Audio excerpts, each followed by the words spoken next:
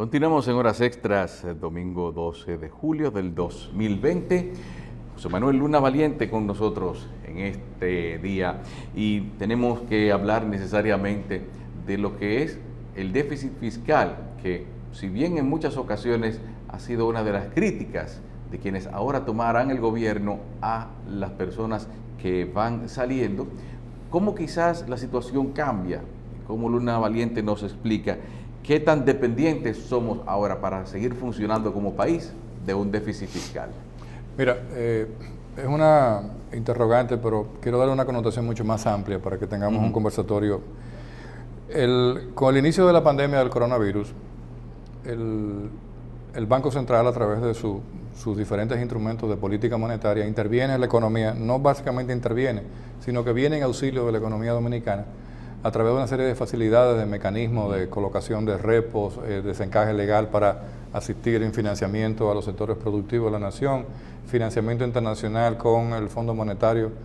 En resumen, a través de la tasa de interés. Exacto, bajar la tasa de política monetaria para evitar que haya una salida de recursos, buscando mayores ingresos en otros países y evitar que la tasa de cambio se disparase como se disparó.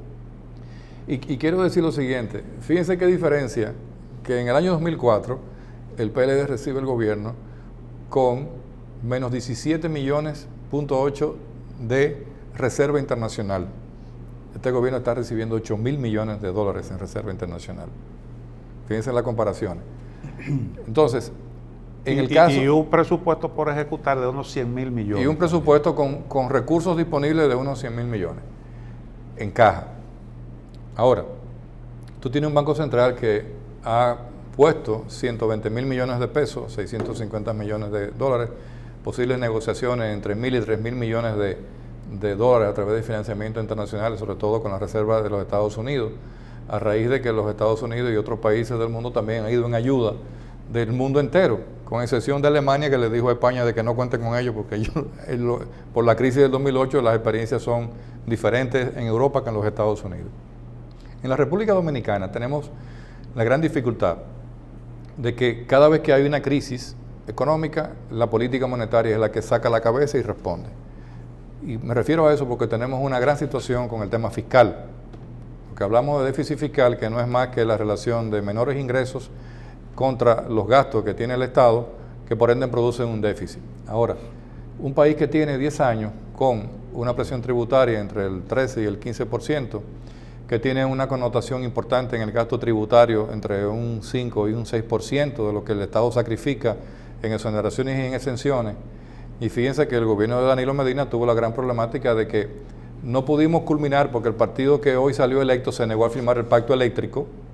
Eso tiene que quedar claro en algún sitio porque esa fue la firma que faltó. Entonces, habría que ver cómo van a reaccionar y a raíz de la primera interrogante sobre el sector energético, si tú no quisiste firmar el pacto, entonces cómo tú vas a funcionar ahora con el sector. Entonces vamos a ver cómo van a ser los primeros pasos, o sea, cómo va a ser el gateo. Pero tú tienes una situación fiscal sumamente delicada porque ustedes saben cuál es la cifra de evasión fiscal del año 2018 en América Latina, 325.000 millones de dólares. Ese es el 6.1% del Producto Interno Bruto de la región. Pero la región ha asistido a los países, en este caso como nosotros, con el tema de la pandemia, solamente con un 3.2% del PIB. O sea, fíjense qué interesante. Evasión a un nivel tan alto, pero la asistencia hacia todo lo que han sido los programas de asistencia, como el caso del Banco Central. Sí, el FASE y todo eso. Exacto, fase 1, fase 2, quédate en casa, que van a seguir hacia el 16 de agosto y que es bueno que se sepa que tanto la CEPAL como el Fondo Monetario Internacional han dicho que toda esa asistencia tiene que ser ilimitada. Ilimitada.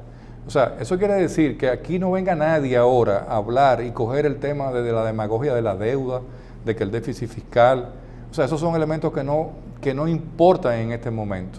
A propósito de eso, hay dos decisiones que anunció el gobierno que se va a instalar ahora el 16 de agosto, que anunció el presidente electo Luis Abinader. Primero, no habrá despacho de primera dama. Y segundo, el gabinete social se va entero. Y sus funciones la asimilarán algunos ministerios, de esos que tienen competencia en esa área. Eso quiere decir que aparentemente hay una línea de austeridad. No sé si tú estás interpretando esas decisiones de esa manera y si realmente la austeridad es lo que se impone en un momento como el que se está viviendo actualmente. Al contrario. Oye, la austeridad, o sea, ¿qué entendemos por austeridad? Sencillamente que tú no tienes que tener gastos superfluos y tienes que eficientizar, o sea, hacer eficientes los recursos que te entran. Entonces, los países, mira una comparación de dos crisis. El año 2007-2008, la crisis internacional con el tema financiero en los Estados Unidos, que quebró gran parte de los bancos de inversión, Lehman Brothers, todo lo que se fueron por ahí. Pero eso contaminó a todas las economías del mundo y sobre todo a la europea. Las economías europeas, ¿qué hicieron? Fueron austeras. Exactamente. Cerraron las economías. Pero Estados Unidos bajaron los precios. ¿Qué hizo Estados Unidos? De expansión de 750 le mil millones de metió expansión monetaria y le metía $100 mil millones mensualmente al presupuesto nacional para mantener la economía. Primero levantarla del lodo y después empezarla a subir. Entonces, y la economía más dinámica resultó ser la norteamericana. La norteamericana. Y eso tiene que ser lo que haga la economía dominicana. Claro, con grandes controles fiscales, pero tenemos que ir. Y fíjate que se presenta otra situación mucho más interesante. Uno dice, bueno, pero ¿cómo va a ser el mundo ahora? O sea, ¿qué necesitamos a nivel fiscal? Una amnistía, mayores incentivos, austeridad, restricción.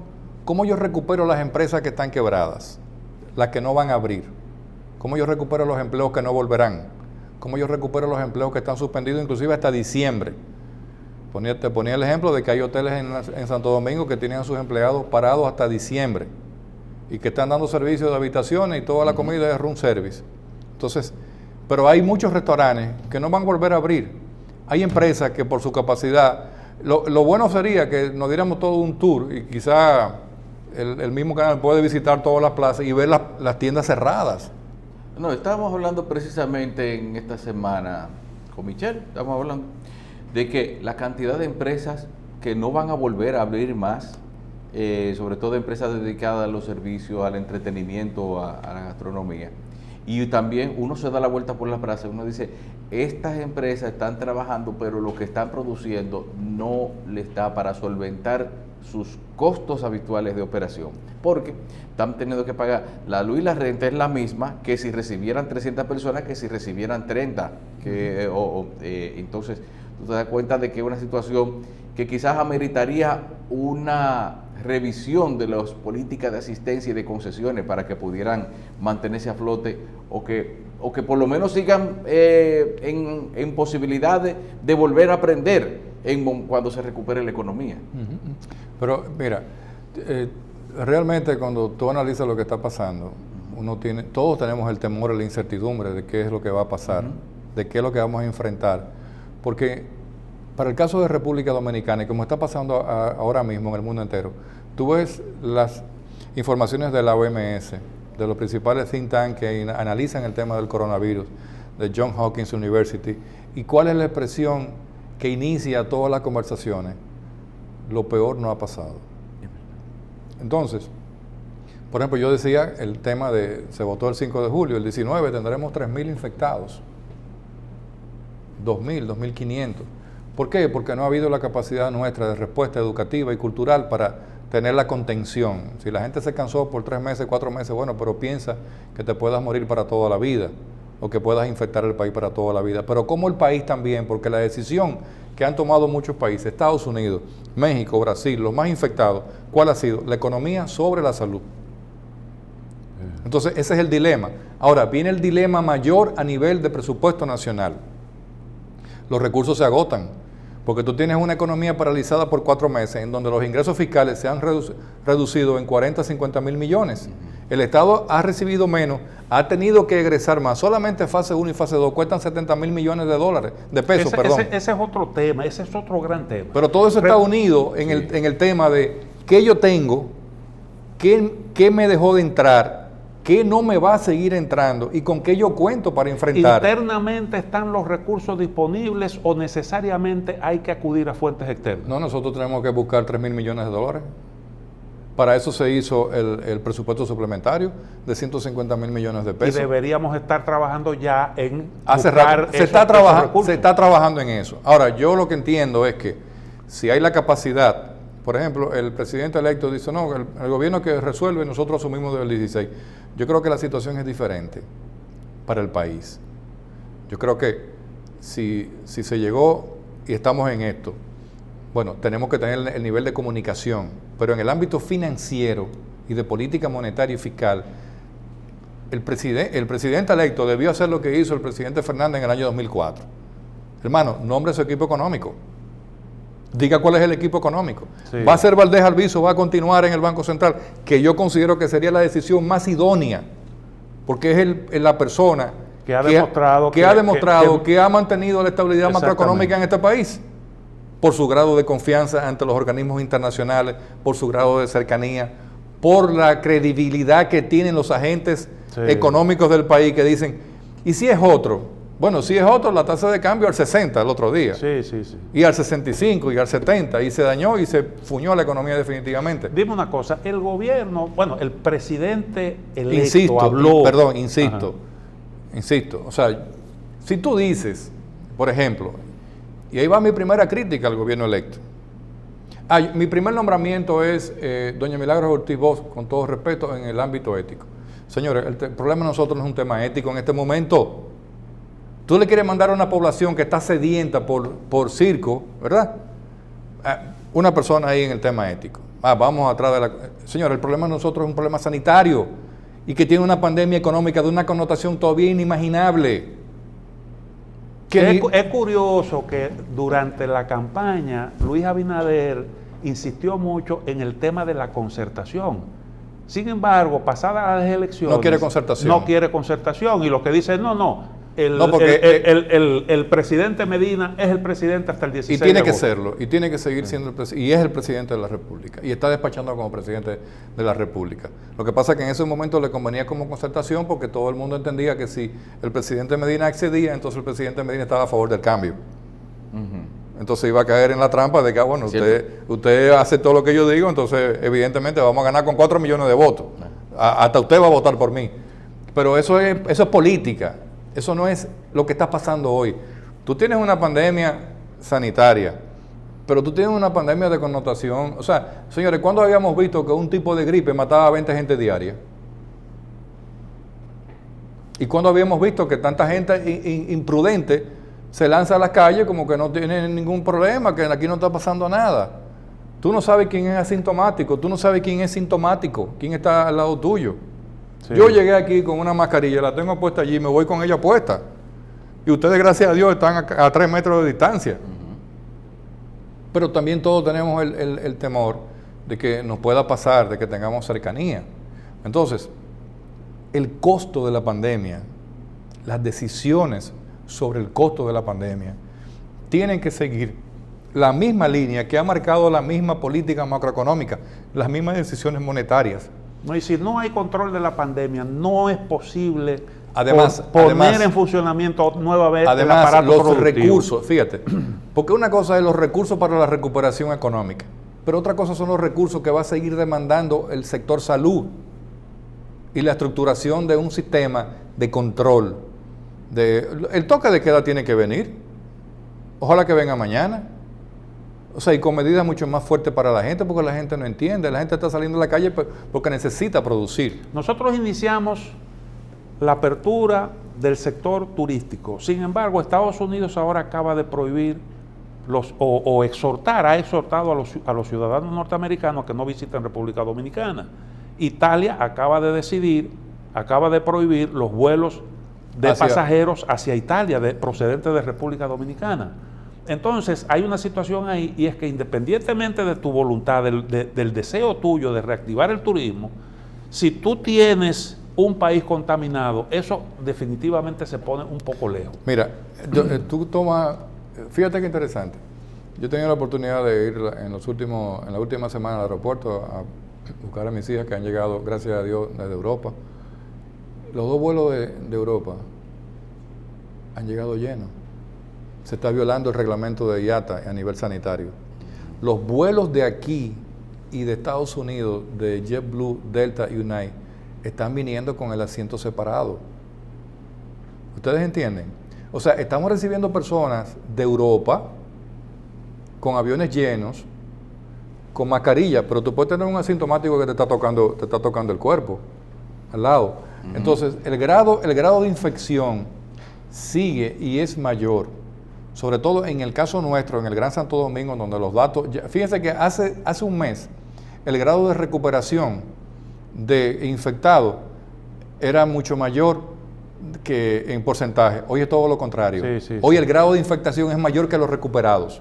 Eso quiere decir que nos estamos infectando mucho más rápido y nos estamos recuperando a menor lentitud. Y la tasa de contaminación, cuando se inició el desescalamiento, estaba en el 18%. Hoy, el de hoy, que se anunció, está en 26%. Entonces, ¿dónde está la cara y la posición política de aquellas personas, partidos y gobiernos electos que decían que el coronavirus no existía, que el coronavirus era un manejo del gobierno, que no había que hacer toque de queda, que todo eso era una manipulación? Yo creo que el presidente Medina se concentró en lo que tenía que concentrarse. Yo creo que es meritorio y hay que reconocer. Hay un recurso de inconstitucionalidad pendiente sobre eso mismo. Sí. Por eso es que el presidente no puede tomar una decisión sobre eso si las autoridades electas no trazan la pauta y no se ponen de acuerdo, porque es que ellos fueron los que objetaron. Y sometieron un recurso de inconstitucionalidad del decreto que disponía. El último decreto, claro, que implementaba en base a... lo llevó Vinicito y otros más grupos. Exactamente. Pero ¿cómo quedan esa gente ahora? Esa gente queda ante la sociedad con una falta de credibilidad enorme. ¿Por qué? Porque tú estás desconociendo lo que pasa en el mundo. Tú tomas el caso de los Estados Unidos. La Florida, por ejemplo, hoy es un estado en rojo.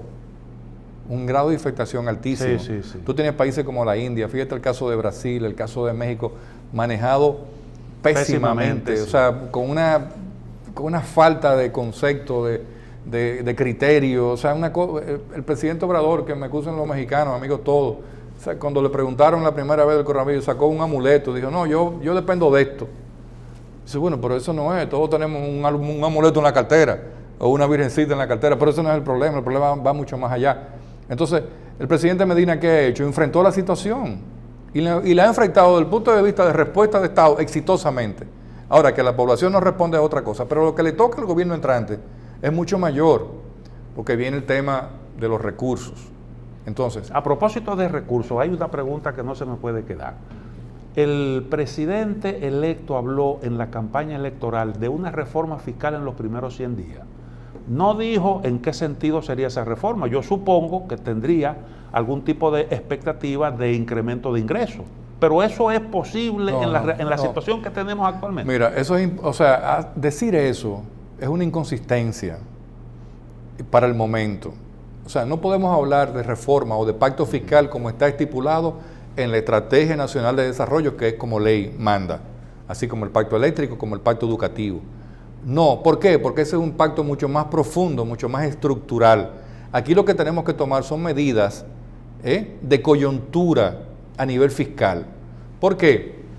Porque si yo digo el tema de la evasión, que por cierto, los 70,000 millones anuales de evasión de ITEVI son de la clase media de la República Dominicana, la misma que llevó al gobierno electo, la que se ha beneficiado de las grandes reformas de los gobiernos de Danilo Medina, la que ha ido a todas las ferias de vehículos a comprar vehículos, la que ha ido a todos los proyectos de fideicomiso a comprar sus viviendas. Entonces, tú sabes cuál es la explicación con el tema de la clase media, que a mí me hace muchísimo sentido, y lo he repetido en un par de programas. Hace 30 años, el dominicano se robaba la luz, no sabía que tenía que pagar la basura, por ende no la pagaba, tampoco sabía que tenía que pagar el agua, no la pagaba.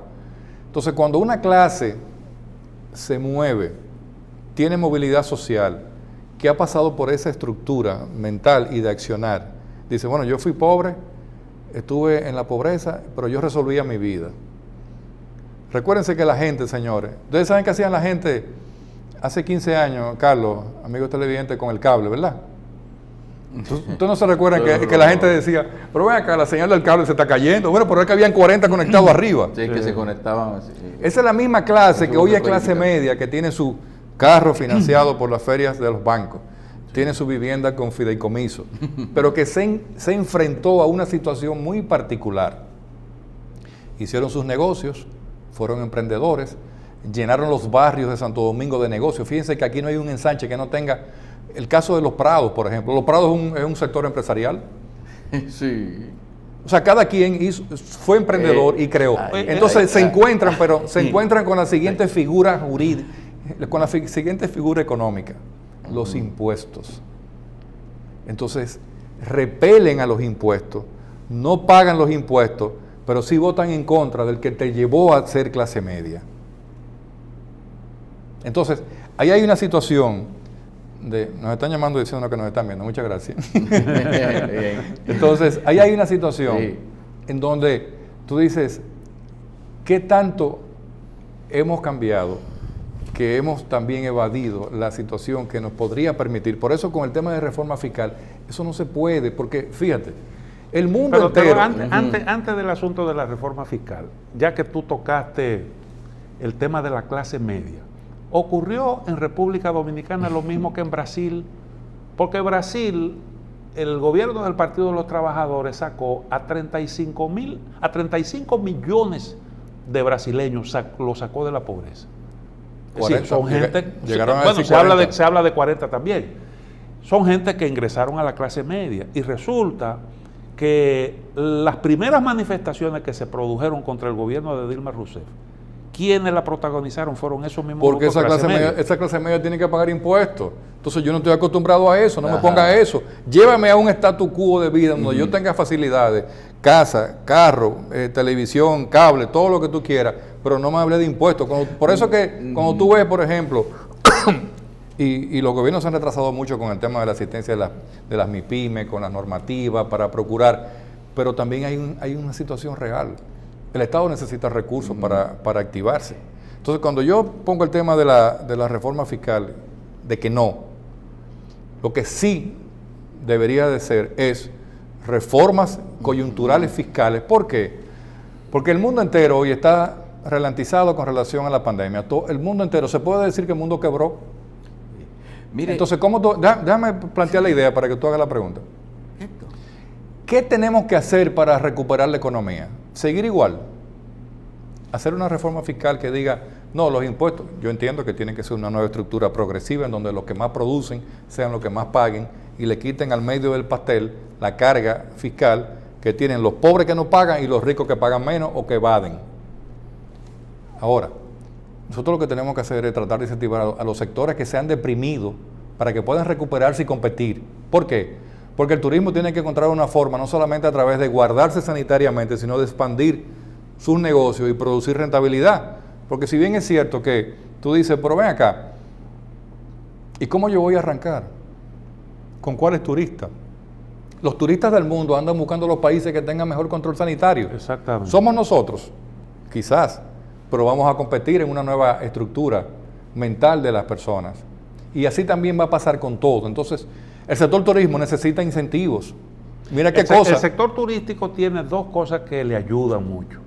Primero, que es una actividad de baja intensidad, porque nosotros no tenemos, como otros países, esos mega hoteles de qué sé yo cuántos pisos, 40 pisos, donde la gente se encuentra en los pasillos y hay necesariamente un roce de las personas.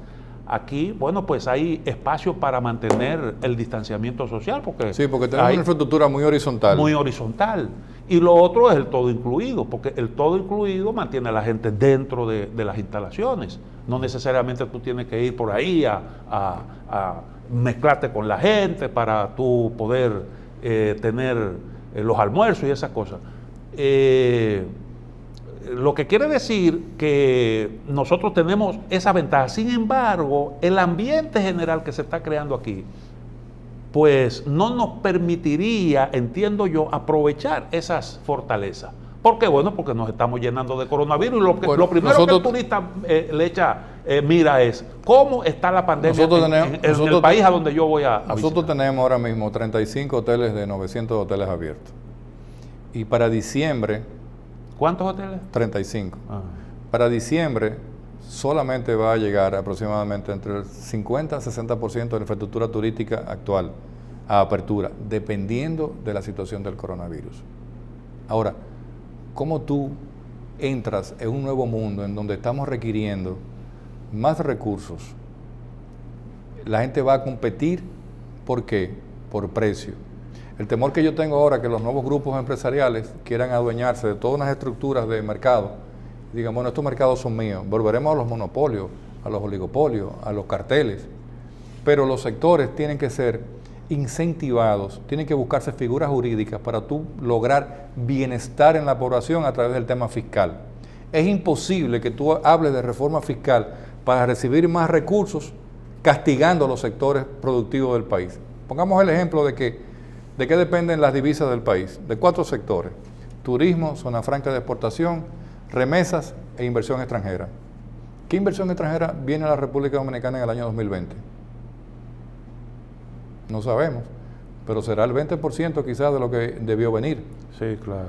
¿Vamos a recibir 8.000 millones de ingresos de turismo? No, vamos a recibir quizás 1.000 millones. Nosotros teníamos ingresos, o sea, aquí estábamos captando inversión extranjera por un valor de 2.500 millones.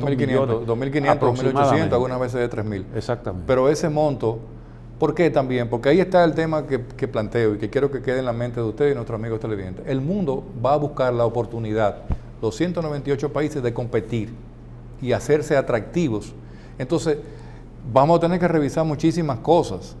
¿Está el empresariado dispuesto a poner de su parte para lograr que los grandes retos de la economía vengan a través de la transformación y de la inversión en infraestructura física en el país, en grandes obras y proyectos vía el Estado y el sector privado?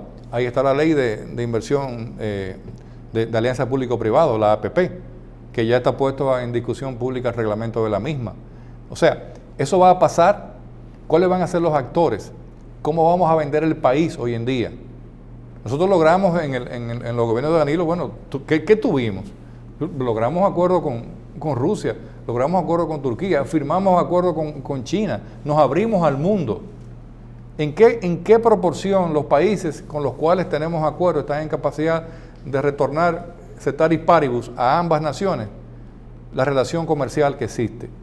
Cada quien, ¿qué es lo que va a buscar en este momento? Defenderse lo más posible, defender su salud, su sistema sanitario, y ahí está el gran problema fiscal también. ¿Cuáles son los recursos adicionales que necesita el sector salud de aquí a fin de año para enfrentar la situación? ¿Cómo estamos nosotros en lo que tiene que ver con vencimiento de pago de deuda? La República Dominicana está al día con el tema de deuda, porque uno de los grandes sofismas y de los grandes mitos del tema de la deuda es que siempre le hemos calculado en función del stop de la deuda. Y usted trae un economista aquí, cualquiera, y le presenta un gráfico y dice, mira, la deuda ha crecido del año 2000 al 2020 en esta manera, y tú ves una línea que se fue hacia allá, pero tú no entiendes cuál es el comportamiento de esa deuda en lo que significa su perfil, qué tipo de deuda es, cuál es el servicio de la deuda, cuánto pagamos por ella y cuál es el stock que tenemos. Son 3 cosas diferentes. Entonces, el servicio de nuestra deuda hoy no es el servicio que teníamos cuando la crisis del 2004, cuando Hipólito. Podemos aquí tuvimos certificado a 7, 14 y 21 días y lo convertimos en 2, 4, 7 años. ¿Podemos renegociar? Claro que sí. Es que el mundo entero va a tener que renegociar. Si los Estados Unidos dicen para ayudar y mandarle un cheque con la firma de Donald Trump a las personas vulnerables y le mandan $3 billones y están pidiendo $2 billones más, olvídate que los billones van a tener que salir de la maquinita de algún lado. Porque tú no puedes en un momento como este, en donde pérdida de empleo, pérdida de divisas, pérdida de un sistema sanitario, los recursos que necesita la nación tienen que venir por algún lado y tienen que venir por deuda externa. Y otra cosa, con relación al tema de la deuda... Ahora, ¿cómo nosotros pudiéramos lograr acceder a esos recursos? Porque los organismos internacionales tienen recursos muy limitados, porque todo el mundo anda buscando ahora mismo financiamiento. Y entonces los acreedores privados tienen la presión de los incumplimientos. Y sobre todo una cosa que afecta a todos los países del mundo es su relación riesgo-país. Que no es la misma antes de la pandemia que después de la pandemia. Exactamente. Pero también los indicadores de evaluación de banca de inversión y de los organismos internacionales van a cambiar, porque también está en función. Tú tienes en este momento algo que puede ser beneficioso. Fíjate que todo es como el jueguito nuevo. Te pusieron los reyes, te trajo Santa Claus. Bueno, tenemos un nuevo gobierno. Tiene que venir y tiene que estructurar. Por eso yo entiendo y digo Y hasta les exijo, vamos a ser transparentes. O sea, aquí el principal problema es sanitario y económico. Dígale mañana a la República Dominicana cuál es su equipo económico, cómo eso va a enfrentar. ¿Por qué? Porque la transición también a través de lo que es el Banco Central, el Ministerio de Hacienda, la Dirección de Aduana y la Dirección de Impuestos Internos, esos son los 4 pilares de la economía dominicana. De la economía, del dinero, del peso. Entonces, pongámonos qué es lo que hay, cuál es la deuda, cómo está todo estructurado, cómo vamos a hacer, qué ustedes recomiendan, qué ustedes sugieren. Porque, con relación, por ejemplo, a los bancos centrales, insisto, tú tienes una estructura de técnicos sumamente calificados, que tienen maestría y doctorado, que están tú vas a llegar por un tema de populismo. Eso no se puede tocar. Tú vas a llegar y te lo vas a llevar. Pero más que todo, el que dirige es el que crea la credibilidad en el mercado. Entonces, el dinero está ahí. Hay que buscar $3,000 millones. Y yo se lo dije, Carlos, quizás te acuerdas de eso cuando aquella vez hablamos en el programa con Andrés y con Michelle. Y yo hablaba de 3 palabras. Liquidez, liquidez, liquidez. O sea, tiene que ser así. Entonces, no hay forma de que la economía dominicana esté pensando que aquí vengan a decir que vamos a hacer un pacto fiscal. No se puede. Aquí hay que hacer reformas coyunturales fiscales, de incentivo a la recuperación, de cómo tú vas, por ejemplo, aquí hay leyes importantísimas, aquí le estamos dando de lado por un tema político y populista, ojo, al tema minero. No toquemos eso ahora porque como yo no estaba de acuerdo con Loma Miranda, espérate, pero hay otras explotaciones que son necesarias. El precio del oro en este momento el precio del oro en este momento es $1,800 la onza Troy por el tema de la crisis. Entonces ahí hay explotaciones que están pendientes de simplemente una aprobación para que el país empiece a producir recursos. Fíjense que la baja en los precios del petróleo y el incremento de los precios del oro, ni mirar para allá que compensen las pérdidas y el efecto de la pandemia del coronavirus en el presupuesto nacional. No se comparan, porque si hubiese sido en una condición normal, el país estuviera ganando, pero tenemos la pandemia de por medio. Entonces, tenemos que ir mucho más allá y ser mucho más creativos. ¿Cómo tú recuperas a sectores que dependen de la exportación para tú recuperar mayores divisas? Bueno, darle incentivos para que produzcan más divisas, hazte más atractivo hacia otros países, porque México, Costa Rica, Panamá, Colombia, Brasil, Chile, ¿qué van a hacer con sus aparatos productivos y con sus leyes regulatorias de incentivo a la inversión extranjera? Bueno, se van a bajar los pantalones, van a decir, no, venga todo el mundo, aquí no hay ley, aquí metan todo el dinero que ustedes quieran. Hay que poner la competencia. Si nos ponemos con los periquitos, porque ahí también va a venir el tema de los intereses creados. No, mira, tú sabes que como te apoyamos, tú tienes que beneficiar a este tipo de sector. Y este sector tú tienes que aguantarlo porque vas a competir conmigo. No, yo creo que aquí hay una situación mucho más delicada que va a transmitirse por encima de todo lo que se dijo a nivel político, de lo que fueron las expectativas creadas políticamente y de inclusive de promesas políticas, que todo va a cambiar. Seara Hatton, que es miembro de la Comisión de Transición, profesor nuestro, muy querido, ha hablado de la necesidad de reorientar el gasto. Él ha planteado eso como una meta del gobierno entrante. ¿Qué se puede conseguir por esa vía? La vía de la reorientación del gasto. Él insiste mucho en que hay que gastar allí donde hay que gastar. Mientras me estabas hablando, me entretuve porque acaba de publicar un periódico, trasciende Abinader confirmaría a Valdés Albizu en el Banco Central. Repíteme la pregunta ahora entonces. ¿Qué se puede conseguir por el lado? Si es así, sería una excelente noticia. No, por eso lo digo y por eso la atendí, porque digo, bueno, qué bien que estamos hablando de eso, pero eso también es parte de lo del mismo 2004. Vamos adelante. Usted decía que Seara Hatton, que es miembro de la Comisión de Transición, ha hablado de la necesidad de reorientar el gasto y de gastar allí donde se tiene que gastar. Realmente por esa vía, ¿qué se puede conseguir? Oye, eso siempre ha sido un tema político, esos son mitos políticos. Dicen, no, las botellas. Bueno, pero tú tienes gente que te está armando un lío, que te van a desbaratar un ministerio y que están ahí. O sea, ¿cuál es la presión que tiene en este momento el presidente, los ministros, el equipo económico? Oye, ellos celebraron ese día, ¿verdad? Pero otros dijeron, bueno, ahora sí es verdad que la cosa se puso seria, porque hay una fila de currículum Hay mucha gente mandando currículum, mandando correos, haciendo llamadas. Acuérdate de mí, que yo te apoyé, tú te acuerdas, yo soy fulano, Sí, mengano, sí. y que fulanito. O sea, la presión política de un presidente no se va a medir simplemente porque diga, hay que hacer eficiente el gasto. Oye, esa gente ha dicho, Miguel ha dicho, otros economistas han dicho, hay que cancelar a 100.000 empleados. Bueno, pero si se cancelan 100.000 empleados del Estado, quebró la Tesorería Nacional, porque esos empleados cotizan en la tesorería. Esos empleados tienen un per cápita en los sistemas de seguridad social. El drama social. Y hablando del tema social, yo creo que uno de los grandes avances de este país en los gobiernos de Danilo Medina fue consolidar el tema de seguridad social, a pesar de los temas pendientes en la ley de seguridad social. Nosotros tenemos 8 millones de personas que están adscritas al seguro contributivo y al seguro participativo. O sea, cosa que no teníamos nosotros hace 15 años. Entonces, cuando tú dices, bueno, ¿y qué vamos a hacer con SENASA? No, eso lo vamos a privatizar. A propósito, ¿cómo quedamos nosotros en materia de salud?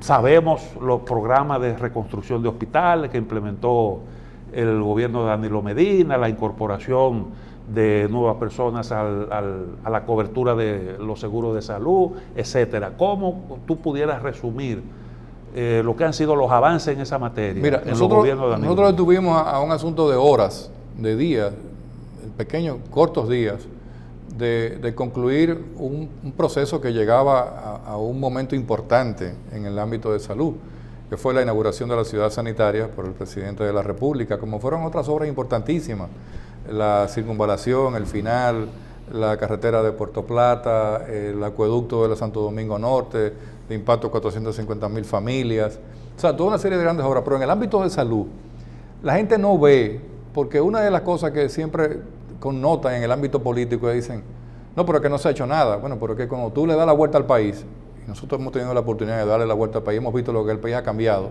sobre todo en el ámbito de infraestructura vial. Sí. También se han hecho muchísimos, 56 hospitales intervenidos en 8 años, reconstrucciones modernísimas de hospitales, transformación en el ámbito tecnológico, ayuda y complemento a los médicos en el ámbito salarial, en muchísimos ámbitos. Pero nosotros estamos a las puertas de un sistema de salud de gran impacto y desarrollo, que va a requerir también de grandes recursos de soporte y de ayuda, porque una ciudad sanitaria como la que hay, como la que está a punto de ser inaugurada, tiene mucho más impacto que toda la ciudad de la salud que hay, SEDIMAT, todo eso junto. Pero todo eso va a conllevar también que haya una gran dedicación de recursos a mantener a esa infraestructura, levantarla y devolverle a la población también salud, porque tú le devuelves educación, salud, ahora tienes que devolverle trabajo, pérdida de trabajo, tienes que devolver empleos. Pero también fíjate que los gobiernos dicen, yo voy a promover 600.000 empleos.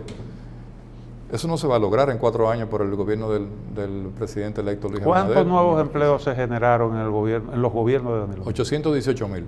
Eso es impactante. impactante. Exacto. Sí. Ahora, tú dices formales, quiero decir. Sí, ¿en cuánto estaba la tasa de desempleo antes del coronavirus? La tasa de 6%. No, un 8%. 8%. Ahora tiene que estar cercano a un 20%. A un 20%. Un 20%. Pero nosotros llegamos a avanzar muchísimo ahí. Ahora, nosotros en el ámbito de empleo, y te quiero decir, ¿cuántos empleos va a dar este nuevo gobierno? Bueno, va a tener que recuperar lo perdido. Sí, eso es lo primero. Eso es lo primero. Sí. Pero también la infraestructura, la gente va a quedar en ganas de iniciar nuevos proyectos. ¿Cómo va a quedar el sistema financiero de cara a ayudar a nuevos financiamientos, a nuevos recursos? Por eso es que todo tiene que reestructurarse y todo tiene que reinventarse en el ámbito de tú tener facilidades, recursos, decisión política. Ojalá que los compromisos políticos no sean mayores que las decisiones políticas importantes que tiene que tomar un país en medio de una pandemia sanitaria y de una pandemia creciente económica. ¿Se le quedaron al presidente Medina algunas obras por inaugurar, verdad? Muchas obras importantes por inaugurar, pero están ahí Sí. y hay que terminarlas. Y tú vas a ver que el gobierno entrante se va a dar cuenta de qué tantas cosas se han estado haciendo. Porque hemos hablado de algunas cosas, pero tú dices transformaciones sociales. Recordemos con la siguiente frase. Ustedes se recuerdan cuando no teníamos el 911. Sí. También. Ustedes se recuerdan cuando no Sí. teníamos asistencia vial. Ustedes se recuerdan cuando no había el financiamiento al sector agropecuario, por ejemplo, a través del Banco Agrícola, el FEDA y lo que significan las visitas sorpresa. Ustedes se recuerdan de tantas cosas que están ahí, que qué va a pasar con eso. Óyeme, yo creo en el sello presidencial. No, este es mi sello. Bueno, vamos a ver cuál es. Ahora, usted tiene cosas ahí que están ahí, que hay que mantenerlas, porque el 9-1 no se va a cerrar. No, sería un tremendo La retroceso. asistencia vial que procuró que la ciudadanía tuviese seguridad en las autopistas del país, usted no la va a trancar. Y los programas de asistencia de alimentación escolar tampoco. Tampoco, cosa que la resuelve tanda el problema. extendida no se va a reducir. Esos son logros de la sociedad dominicana a través de una visión de un presidente. Pero eso no quiere decir que la mezquindad política te diga a ti, eso hay que eliminarlo porque eso no nos corresponde a nosotros. Eso lo hizo fulano mengano. Eso lo hizo una nación. Y el beneficiado, o sea, yo quiero que ustedes me digan a mí, ¿dónde está la etiqueta de los partidos políticos en la tanda extendida? Los niños llegan con los uniformes tienen el partido político o el colegio. El colegio, lo que Sí, quiera. está claro. Bien, Bueno. José Manuel Luna Valiente, gracias por estar con nosotros. No le negamos de que nos quedan muchas preguntas, de tantos temas que hablamos, muchas otras pudieron haber surgido. Pero se fue van a una quedar- buena mano que nos dio José Para Manuel. para una próxima ocasión tenemos que seguir hablando. Entonces. Siempre a su orden. Gracias, José Manuel. Gracias a ustedes.